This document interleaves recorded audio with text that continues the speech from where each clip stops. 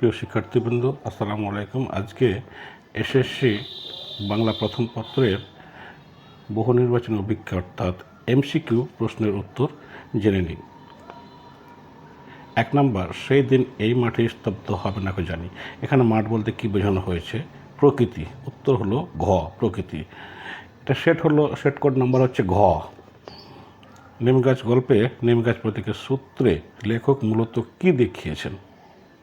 উত্তর হলো খ, নারীর প্রতি অবহেলা। ফুরাই এসেছে তেল, এখানে তেল বলতে কি বোঝানো হয়েছে? উত্তর হবে ঘ, ছেলের আয়ু। রানারের প্রিয়া রাত জাগে, অনুরাগে দুশ্চিন্তায় অভিমানে। নিচের কোনটি সঠিক? উত্তর হবে গ, অর্থাৎ অনুরাগে ও অভিমানে। আশা কবিতায় কাদের প্রতি সমবেদনা প্রতিফলিত হয়েছে? উত্তর ঘ, গণমানুষের। শুভার পক্ষ থেকে প্রতাপের জন্য কয়টি করে পান বরাদ্দ ছিল? উত্তর ক, 1টি। কখন বাংকারের কাজ শেষ হয়? উত্তর ঘ, রাতের মধ্যে। নিচের উদ্দীপকটি পড়ো এবং 8 ও 9 নম্বর প্রশ্নের উত্তর দাও। অফিসের লোকেরা বলাবলি করে রবিউল সাহেবের অবস্থার পরিবর্তন হলো না শুধুমাত্র তার নীতি নৈতিকতা ও সত্যতার কারণে। উদ্দীপক রবিউল সাহেবের সাথে বহিপীর নাটকের কোন চরিত্রের সাদৃশ্য রয়েছে? উত্তর হবে গ, হাতেম আলী। উক্ত চরিত্রটির স্বভাবগত বৈশিষ্ট্য: মানবিক মূল্যবোধ সম্পন্ন, আত্মনিমগ্নতাবোধ জাগ্রত, উচ্চ মানবিক চেতনা সম্পন্ন। নিচের কোনটি সঠিক? উত্তর হবে খ, 1 এবং 2, অর্থাৎ মানবিক মূল্যবোধ সম্পন্ন এবং উচ্চ মানবিক চেতনা সম্পন্ন। পীর সাহেবকে যা বলার আমি বলবো, খদেজার এ উক্তিতে কি প্রকাশ পেয়েছে? ক্ষোভ। উত্তর হবে খ, সরস প্রাণের জীবন্ত উৎস। বাধা বলি, ঘুমপাড়ানি গান, খোকাখুকির ছড়া। নিচের কোনটি সঠিক? উত্তর হবে গ, 2 এবং 3, ঘুমপাড়ানি গান এবং খোকাখুকির ছড়া। 1971 সালে মুক্তিযুদ্ধ শুরু হলে পাড়ার রনি ও রাজু যুদ্ধে জড়িয়ে পড়ে। রনি ও রাজুর সাথে সাদৃশ্যপূর্ণ চরিত্রদ্বয়। উত্তর হবে ক, আলী ও মিঠু। সাফা ও মারওয়া পাহাড় কোথায় অবস্থিত? উত্তর হবে কাবার নিকটে।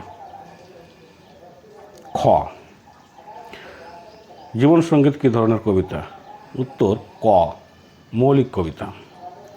কি খেয়ে লেখকের ব্রহ্মরন্ধ্র ঝিনঝিন করে উঠেছিল? উত্তর হবে ঘ, চা। একটি বিশিষ্ট অভিজাত সভ্যতা বলতে লেখক কোনটি বুঝিয়েছেন? উত্তর হবে গ, ইংরেজ। নিচের উদ্দীপকটি পড়ে এবং 17 ও 18 নম্বর প্রশ্নের উত্তর দাও। রতন তার বিদেশি বন্ধুকে বলছে প্রকৃতির কন্যা হিসেবে পরিচিত সাজেক এক এক ঋতুতে এক এক রূপের প্রকাশ ঘটায়, যা পর্যটকদের ভ্রমণের জন্য সারা বছরই আগ্রহী করে রাখে। সত্যি অপরূপ সুন্দর আমার প্রিয় জন্মভূমি। উদ্দীপকের সাথে কোন রচনাটির সাদৃশ্য রয়েছে? উত্তর ক, প্রবাস বন্ধু। উদ্দীপকটি কোন দিক থেকে সাদৃশ্যপূর্ণ? উত্তর হবে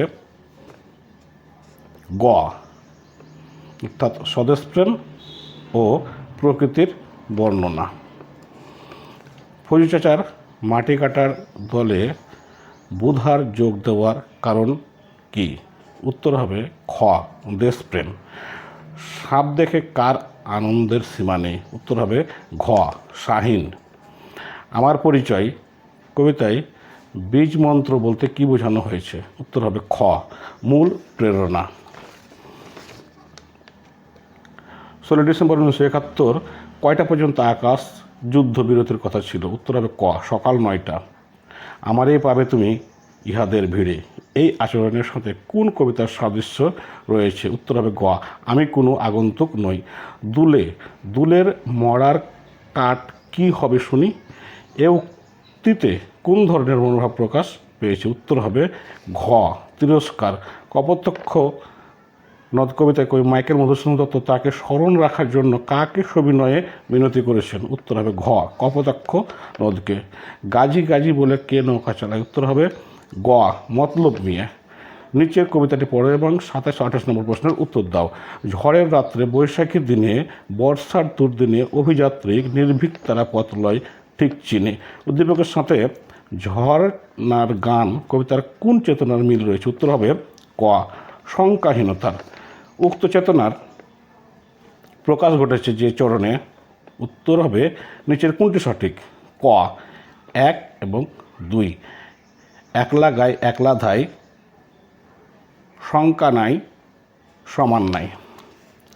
বামুন হিসেবে বাস করার প্রস্তাবে হরিহর তখনই রাজি হলেন না কেন? উত্তর হবে খ আত্মসম্মান রক্ষার জন্য। নিরঞ্জন শব্দের শাব্দিক অর্থ কী? উত্তর হবে নির্মল। এই ছিল আজকের বাংলা প্রথম পত্রের প্রশ্ন সমাধান। আল্লাহ হাফেজ।